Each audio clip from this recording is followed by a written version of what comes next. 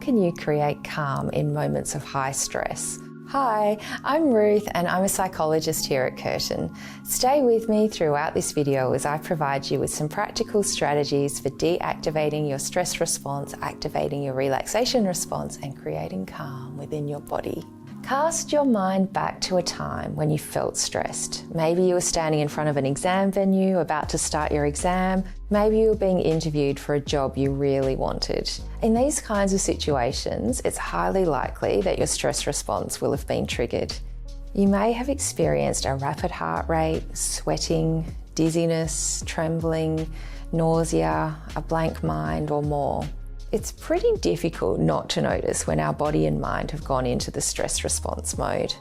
And the stress response is intended to help save us from an imminent threat to our survival. Although it's a very useful response when our lives are in danger, many of us don't experience real threats to our survival very often. The danger now is mostly in our minds. We worry, we imagine being in catastrophic situations. We make comparisons between ourselves and others, we pack too many things into our day, and many people get stuck in fight or flight mode. We could call this chronic anxiety, and it's an unpleasant state to live in. At worst, it can escalate to experiencing frequent panic attacks, and it causes wear and tear on your organs over time. To ensure long-term physical and mental well-being, it's essential that we learn to manage this state and to turn off the stress response. Let's start with the vagus nerve.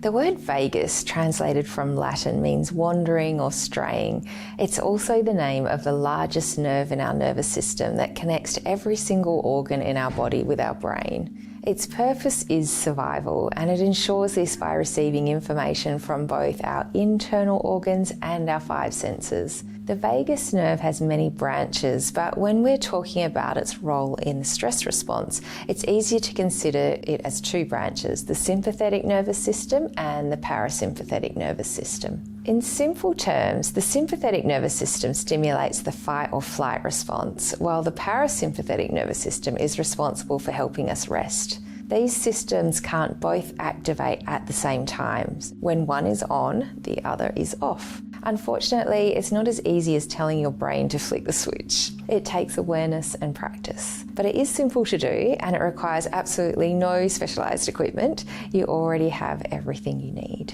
You can think of this response as a muscle you might work out in the gym. For example, if I told you that after watching this video you had to run a full marathon, it's most likely you wouldn't be able to do it unless you'd been training intensively for quite some time. The same idea applies to our relaxation response. It takes time to build it up and to make it more effortless.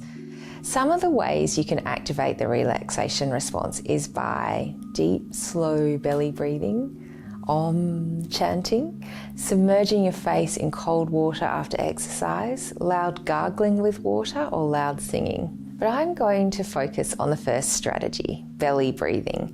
You might have heard or of the opinion that breathing exercises don't work. You might have been stressed in the past and tried to take deep breaths, but it didn't do anything.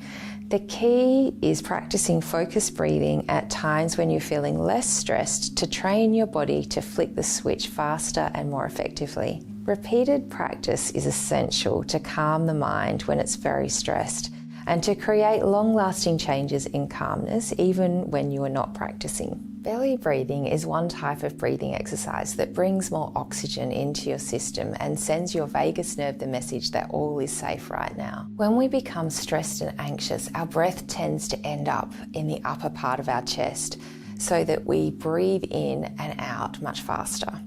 In a relaxed state, our diaphragm has freedom of movement to fully pull down and allow our lungs to fill up like balloons. Try this belly breathing exercise.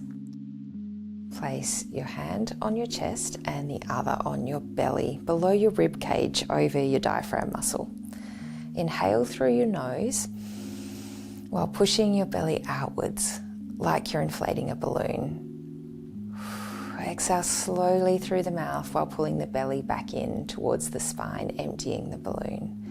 The slower the out breath, the more likely you'll stimulate the vagus nerve to trigger the relaxation response.